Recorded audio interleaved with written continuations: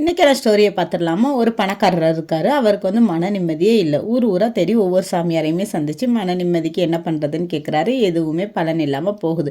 அப்போ ஒரு சின்ன கிராமத்தில் ஒரு துறவி இருக்கார். அந்த துறவியை சந்தித்து இந்த மாதிரி என்கிட்ட நிறைய பணம் இருக்கும், ஆனால் கொஞ்சம் கூட மன நிம்மதி இல்லை, இதுக்கு நான் என்ன பண்ணுறது அப்படின்னு சொல்லிட்டு கேட்குறாரு. உடனே அந்த துறவி சொல்கிறாரு, ஒரு டம்ளரில் வந்து ஒரு டம்ளரில் தண்ணி எடுத்துகிட்டு ஒரு கைப்பிடி அளவுக்கு உப்பெடுத்து அந்த டம்ளரில் கலந்து குடி அப்படின்னு சொல்கிறாரு.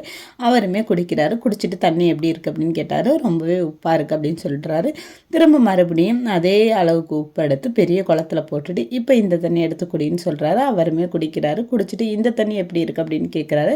அவர் இது நல்லா தான் இருக்குது அப்படின்னு சொல்கிறாரு. உடனே இந்த துறவி அதுக்கு பதில் சொல்கிறாரு, துன்பங்கிறது இந்த உப்பு மாதிரி அளவு வந்து மாறாமல் தான் இருக்கும். ஆனால் நம்முடைய மனசை வந்து டம்ளர் மாதிரி குறுக்கி கொள்ளாமல் கொலை மாதிரி விரிவுபடுத்திட்டா எந்த பிரச்சனையும் வராது அப்படின்னு சொல்லிட்டு சொன்னார். உடனே அவர் வந்து அப்படின்னா என்னுடைய மனதை வந்து எப்படி விரிவுபடுத்துறது அப்படின்னு சொல்லிட்டு கேட்டார். அதுக்கு அந்த துறவி சொன்னார், நீங்கள் உங்கள் ஆசைகளை குறைச்சி கொண்டு மற்றவங்களுக்கு உதவி செய்யுங்க, உங்கள் மனசு வந்து தன்னால் விரிவடையும் அப்படின்னு சொல்லிட்டு சொன்னார். இந்த கதை மூலம் உங்களுக்கு என்ன புரிஞ்சு அப்படின்னு மறக்காமல் கமெண்ட்டில் ஷேர் பண்ணுங்கள். இந்த மாதிரி வீடியோ வேணும் அப்படின்னா நம்ம சேனலை சப்ஸ்கிரைப் பண்ணுங்கள்.